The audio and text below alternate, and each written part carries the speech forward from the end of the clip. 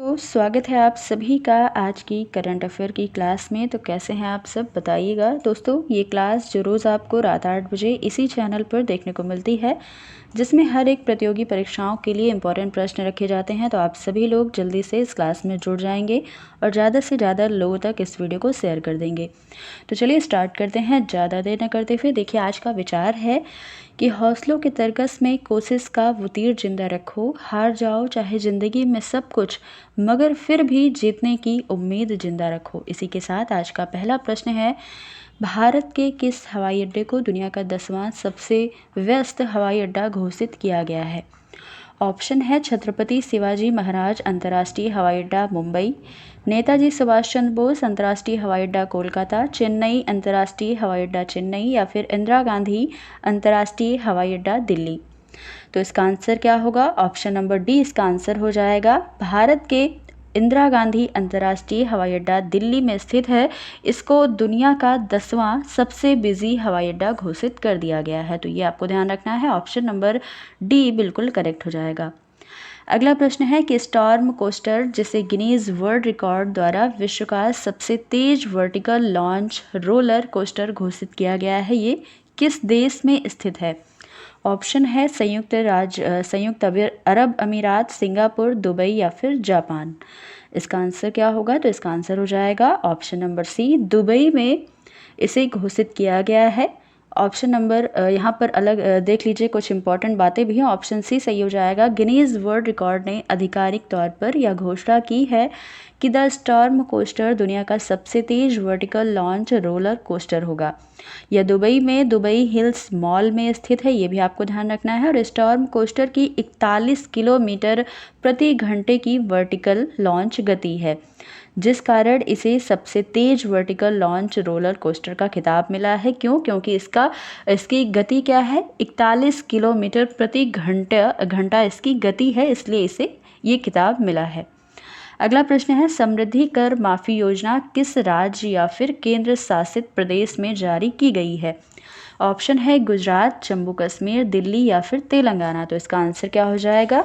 समृद्धि माफ़ी कर योजना स्टार्ट की गई है, ये जारी हुई है दिल्ली में राजधानी। ऑप्शन नंबर सी सही हो जाएगा। इसी के साथ ये बताइएगा कि किसके द्वारा ये स्टार्ट की गई? तो दिल्ली के उपराज्यपाल जो भी हाल ही में बने हैं, विनय कुमार सक्सेना के द्वारा ये योजना जारी हुई है। ये आपको ध्यान रखना है। कहाँ पर? नई दिल्ली में इसकी शुरुआत हुई है। और अगर दिल्ली में बात करें तो हुमायूं का मकबरा भी स्थित है दिल्ली में। आगे देखिएगा, अगला प्रश्न है, विश्व हिंदी सम्मेलन की मेजबानी करने वाला प्रशांत क्षेत्र का पहला देश कौन बनेगा? Fiji, option number A, option B New Zealand, Kiribati, या फिर मार्शल द्वीप समूह।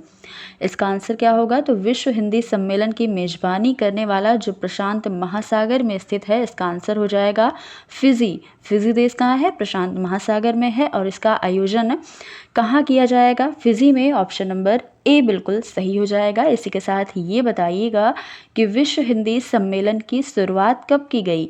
10 जनवरी 1975 को शुरुआत की गई है और विश्व हिंदी दिवस मनाया जाता है इसीलिए 10 जनवरी को। राष्ट्रीय हिंदी दिवस कब मनाते हैं? 14 सितंबर को मनाते हैं। और भारतीय संविधान में कौन सा अनुच्छेद है जो हिंदी के लिए बात करता है? तो अनुच्छेद 343 है, ये आपको ध्यान में रखना है। अब आगे बात करेंगे, कुछ महत्वपूर्ण बातें हैं यहाँ पर। फिजी 15 फरवरी से 17 फरवरी 2023 तक 12वें विश्व हिंदी सम्मेलन की मेजबानी करेगा। और विदेश मंत्री एस जयशंकर ने विश्व हिंदी दिवस की वेबसाइट और लोगो को लॉन्च किया है। किसने? विदेश मंत्री एस जयशंकर ने। 3 दिवसीय सम्मेलन फिजी के नाड़ी शहर में आयोजित किया जाएगा और यह पहला मौका है जब इसे पैसिफिक रीजन में आयोजित किया जा रहा है, तो ये आपको ध्यान रखना है। अगला प्रश्न है, टेस्ला प्रमुख एलन मस्क ने किस सोशल मीडिया प्लेटफॉर्म का ओवरटेक किया है? ऑप्शन है ट्विटर, स्नैपचैट, इंस्टाग्राम, या फिर फेसबुक। आंसर क्या होगा? ट्विटर इसका आंसर हो जाएगा। और साथ ही ये बताइएगा कि ट्विटर के सीईओ कौन बन गए हैं? एलन मस्क बन गए हैं, जो आपको क्वेश्चन में ही दिया गया है। साथ ही फेसबुक के सीईओ कौन है? मार्क जुकरबर्ग हैं। गूगल के सीईओ सुंदर पिचाई। अमेजन के सीईओ कौन है? Andy Jassy. और ये बताइएगा कि ट्विटर को कब लॉन्च किया गया? तो 2006 में ट्विटर को लॉन्च किया गया है। ऑप्शन ए बिल्कुल करेक्ट होगा। अगला प्रश्न है, ऑर्बिटल रेल कॉरिडोर भारत के किस राज्य में लॉन्च किया गया है? उत्तर प्रदेश, हरियाणा, गुजरात या फिर मध्य प्रदेश? आंसर हो जाएगा गुजरात, ऑप्शन नंबर बी बिल्कुल करेक्ट हो जाएगा। यहाँ पर कुछ बातें हैं, देखिएगा कि केंद्रीय गृह मंत्री अमित शाह ने हरियाणा के फरीदाबाद में ऑर्बिटल रेल कॉरिडोर परियोजना की आधारशिला रखी है। किसके द्वारा? अमित शाह के द्वारा।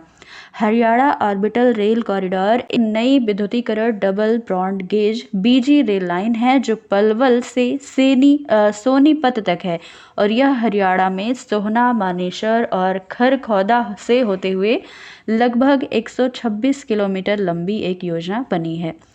तो ये इसकी कुछ महत्वपूर्ण बातें थी। अगला प्रश्न है कि फंगल प्रायोरिटी पैथोजन की सूची किस संस्थान द्वारा जारी की गई है?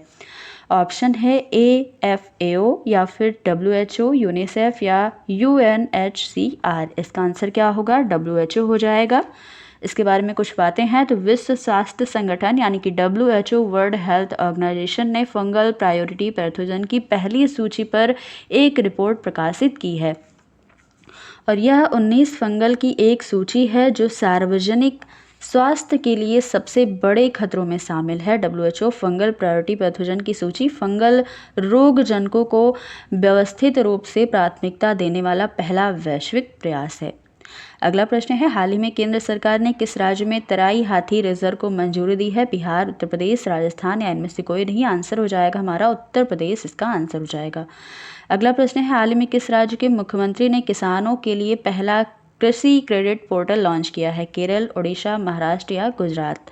आंसर हो जाएगा गुजरात राज्य के मुख्यमंत्री ने किसानों के लिए पहला कृषि क्रेडिट पोर्टल लॉन्च किया है। ऑप्शन बी बिल्कुल करेक्ट हो जाएगा। अगला प्रश्न है, हाल ही में भारत और किस देश की नौसेना के बीच सिम्बैक्स अभ्यास हुआ है? इंग्लैंड, सिंगापुर, न्यूजीलैंड या इनमें से कोई नहीं? तो आंसर क्या होगा? सिम्बैक्स अभ्यास हुआ है भारत और सिंगापुर के बीच, तो ऑप्शन नंबर बी सही हो जाएगा। इसी के साथ और भी सैन्य अभ्यास आपको ध्यान में रखना है कुछ यहाँ पर, वो देखिएगा। अगर बात करें स्लीनेक्स अभ्यास की, तो स्लीनेक्स अभ्यास श्रीलंका और भारत के बीच आयोजित हुआ है और खंजर एक्सरसाइज भारत और किर्गिस्तान के बीच, धर्म गार्जियन एक्सरसाइज भारत और जापान के बीच, काजिंद एक्सरसाइज हुई है कहाँ पर? भारत और कजाकिस्तान के बीच, बोंगो सागर भारत और बांग्लादेश के बीच और संप्रीति एक्सरसाइज भी भारत और बांग्लादेश के बीच आयोजित की गई है। तो ये सारी एक्सरसाइज अब आपको याद रखना है। अगला प्रश्न देखिएगा, हाल ही में शौर्य दिवस कहाँ मनाया गया है? कोलकाता, लद्दाख, बिहार या उत्तराखंड? आंसर क्या होगा? लद्दाख इसका आंसर हो जाएगा। लद्दाख में शौर्य दिवस मनाया गया और अभी हाल ही में मैं भी सुभाष योजना भी कहाँ शुरू की गई? लद्दाख में ही शुरू की गई, तो ऑप्शन बी यहाँ पर सही हो जाएगा। अगला प्रश्न है, हाल ही में किस राज्य सरकार ने पालतू कुत्तों का पंजीकरण अनिवार्य किया है? हरियाणा, महाराष्ट्र, राजस्थान या इनमें से कोई नहीं? आंसर क्या हो जाएगा? हरियाणा, ये बिल्कुल सही ऑप्शन हो जाएगा। अगला प्रश्न है, हाल ही में किस देश ने कोविड के खिलाफ पहला इनहेलेबल वैक्सीन लॉन्च किया है? रूस, जापान, चीन या फिर अमेरिका? तो आंसर होगा चीन ने इसे लॉन्च किया है, ऑप्शन सी सही हो जाएगा। अब यहाँ पर कल के जो प्रश्न हैं उनका हम रिवीजन कर लेते हैं फटाफट से। तो देखिएगा, पहला प्रश्न है कि मिनिकॉय थुंडी बीच और कदमत बीच को हाल ही में ब्लू फ्लैग सर्टिफिकेशन मिला है। दोनों समुद्र तट किस भारतीय राज्य या केंद्र शासित प्रदेश में स्थित हैं? तो इसका आंसर हो जाएगा ऑप्शन नंबर बी, लक्षद्वीप हो जाएगा। देखिए, मैं इसका सारे ऑप्शन जो है वो नहीं पढ़ रही हूँ क्योंकि इसको कल आप सबने पढ़ रखा है और इसका आंसर आप सभी को फटाफट से कमेंट बॉक्स में करते रहना है। अगला प्रश्न है, भारत में इन्फेंट्री डे कब मनाया जाता है? तो आंसर हो जाएगा 27 अक्टूबर, ऑप्शन नंबर बी सही हो जाएगा। अगला प्रश्न है, F1 प्री लीग 2022-23 के लिए भारतीय हॉकी टीम का कप्तान किसे बनाया गया? मनप्रीत सिंह, मनदीप सिंह? तो इसका आंसर होगा हरमनप्रीत सिंह, ऑप्शन नंबर ए बिल्कुल करेक्ट होगा। अगला प्रश्न है, हाल ही में किस राज्य को 100% हर घर जल राज्य घोषित किया गया है? आंसर हो जाएगा हमारा गुजरात, ऑप्शन नंबर सी। अगला प्रश्न है, विचारों की स्वतंत्रता के लिए 2022 सखारोव पुरस्कार से किसे सम्मानित किया गया? आंसर होगा यूक्रेन के लोगों को, ऑप्शन नंबर डी। अगला प्रश्न है, किस देश ने प्लेन लैंग्वेज एक्ट पारित किया है? आंसर हो जाएगा हमारा न्यूजीलैंड। अगला प्रश्न है, सबसे बड़ी पुरुष प्रतियोगिता मिस्टर इंडिया 2022 का खिताब जीता है? आंसर हो जाएगा विनीत शर्मा। ऑप्शन नंबर ए यहाँ पर बिल्कुल करेक्ट होगा। अगला प्रश्न है कि हाल ही में दुनिया के सबसे गंदे व्यक्ति का निधन हो गया है, उनका नाम क्या था? तो उनका नाम था अमो हाजी। यहाँ पर ऑप्शन नंबर ए दिया गया है और आप इसकी फ़ोटो भी देख लीजिए, यहाँ पर फ़ोटो भी मैंने लगा दी है। यही है अमो हाजी जो दुनिया के सबसे गंदे व्यक्ति हैं, इनको खिताब मिला है और इनका निधन हो गया है अभी हाल ही में। तो ये आपको ध्यान रखना है। कितने वर्ष के थे? 94 ईयर्स के ये थे और इन्होंने कभी भी अपने लाइफ में नहाया नहीं है और कभी भी कपड़े नहीं बदले, तो इसलिए इन्हें दुनिया का सबसे गंदे व्यक्ति का खिताब दिया गया है। तो इनका नाम क्या है? अमो हाजी है। ऑप्शन नंबर ए यहाँ पर बिल्कुल करेक्ट हो जाएगा। अगला प्रश्न है, जलवायु पर आधारित संयुक्त राष्ट्र की 27वीं वार्षिक बैठक COP27 किस देश में आयोजित की जाएगी? आंसर हो जाएगा मिस्र। ऑप्शन नंबर सी सही हो जाएगा।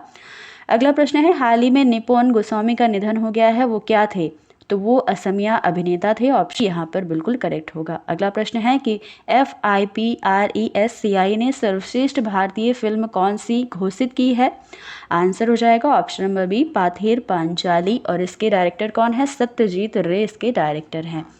अगला प्रश्न है, 15 नवंबर से 2 दिसंबर तक युद्ध अभ्यास नामक अभ्यास भारत और किस देश के बीच आयोजित होगा? तो इसका आंसर आप सभी करिएगा। तो इसका आंसर हो जाएगा ऑप्शन नंबर सी, USA।